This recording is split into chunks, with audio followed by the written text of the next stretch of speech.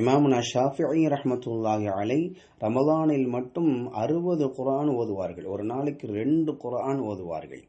இமாம் கதாதா ரஹ்மத்துல்லாஹி அலை முதல் 20 நாட்களில் 3 நாளுக்கு ஒரு குர்ஆனும் கடைசி 10 நாட்களில் ஒவ்வொரு நாளும் ஒரு குர்ஆன் ஓதுவார்கள். ஹஸரத் உஸ்மான் ரலியல்லாஹு அன்ஹு அவர்கள் ஒவ்வொரு நாளும் ஒரு குர்ஆனை ரமலான்ல ஓதி முடிப்பார்கள். இமாம் புகாரி ரஹ்மத்துல்லாஹி அலை ரமலான்ல பகல்ல ஒரு குர்ஆன், ஒவ்வொரு நாளும் ஒரு குர்ஆன் ஓதுவார்கள். இரவுல யௌமுல் லைலினுடைய கியாமுல் லைலுடைய தொழுகையில 3 நாளைக்கு ஒரு குர்ஆன் ஓதி முடிப்பார்கள். இமாம் புகாரி ரஹ்மத்துல்லாஹி அலை.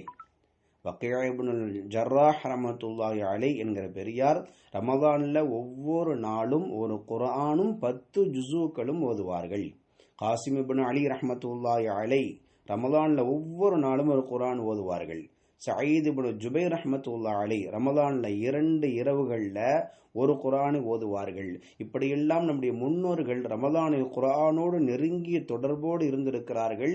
அதிகமாக ஓதி இருக்கிறார்கள். நம்மளால் சிந்திக்க முடியாத அளவுக்கு குர்ஆனுக்கு நேரங்கள் கொடுத்து ஓதி இருக்கிறார்கள். எனவே நாமும் இந்த ரமலானை பயன்படுத்தி அதிகமாக குர்ஆனோடு நம்முடைய தொடர்புகளை ஏற்படுத்திக் கொள்வோம். அல்லாஹ் ரஹ்மத்து செய்வான்.